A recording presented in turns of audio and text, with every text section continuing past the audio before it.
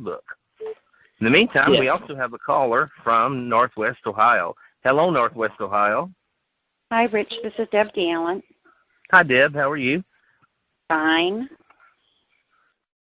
Well, tell me, Deb, about your memories of JFK assassination and the theories that you've encountered in your neck of the woods. Well, I was 8 years old and came home from school.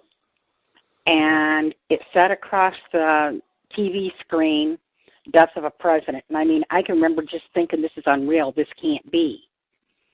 You know, at that time, it was just something that an 8-year-old would never, consider. But even people around me were just in shock.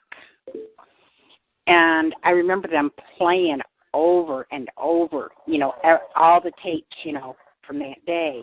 And then they went on to show the tape of Oswald being killed.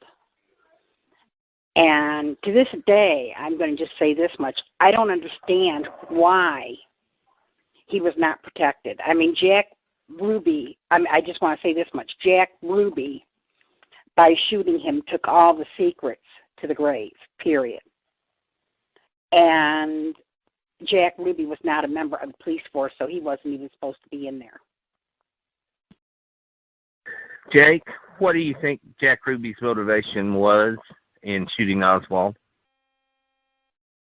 Well, I want to say hello to Miss Nick Jackson real quick. She's a good friend of mine, and I have a lot of respect for her. And I do too for you, Jake.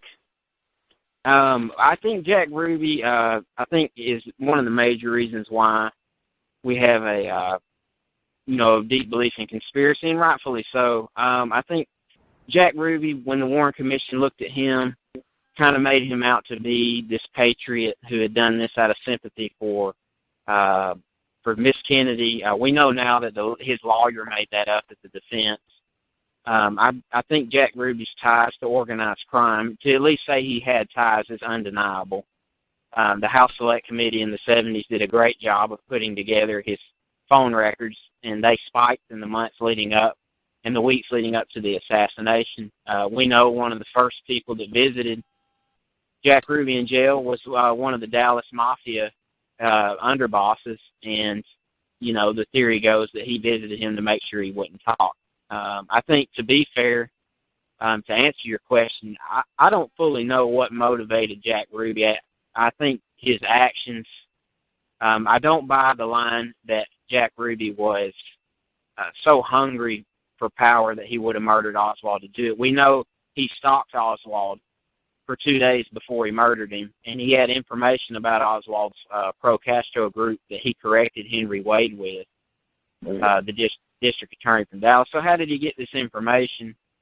And, one of the things I have that I bring up, something in my book I bring up about Jack Ruby, is he did have statements where he was concerned that this was going to be blamed on the Jews because he was Jewish.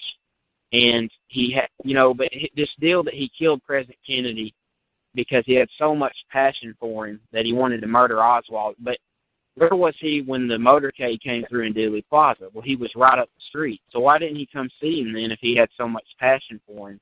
Right. And, I think if Jack Ruby was working for the Mafia in any way, even if he wasn't, I think that the fact that he stepped out and shot Oswald would have immediately brought